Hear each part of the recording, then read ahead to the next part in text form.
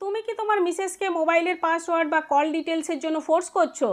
হুম, একদম করতে যেও না, তাহলে কিন্তু কেস খেয়ে যাবে। না, এটা আমি বলছি না, এটা চণ্ডীগড় হাইকোর্ট বলছে। স্বামী তার অভিযোগ ছিল যে তার স্ত্রী অন্য কোনো অবৈধ সম্পর্কে জড়িয়ে পড়েছেন, তাই তিনি তার মোবাইলের কল ডিটেলস দেখতে চান। কিন্তু চণ্ডীগড় হাইকোর্ট ক্লিয়ারলি জানিয়ে দিয়েছে মোবাইলের পাসওয়ার্ডের জন্য ওয়াইফকে ফোর্স করা যাবে না।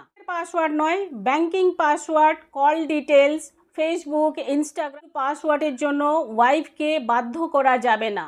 সংবিধানের আর্টিকেল 21-এ right to privacy and personal freedom অনুযায়ী you should give your wife a personal space. যদি ফোর্স করো তাহলে কিন্তু তোমার এগেনস্টে ডোমেস্টিক ভায়োলেন্সের কেস হতে পারে। ব্যাংকিং ডিটেলস না হয় বুঝতে পারলাম যে ওয়াইফরা অনেক সময় কি করে, টাকা জমিয়ে রাখে, পরে সংসারের প্রয়োজনে সেই টাকা আবার বের করে। লজিকটা আমার মাথায় আসছে না যে বিয়ের পরে আমার মোবাইলে কি এমন ফটো বা ব্রাউজিং হিস্ট্রি বা কল ডিটেলস থাকতে পারে যেগুলো আমি আমার হাজব্যান্ডকে দেখাতে পারবো। কিছু না করি তাহলে আমার ভয় কেন থাকবে যে এই ডিটেলসগুলো আমি শেয়ার করতে পারবো না?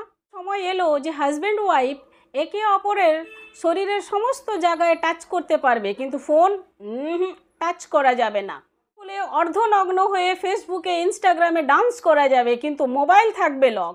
এই রায় সম্বন্ধে তোমার কি মতামত জানিও।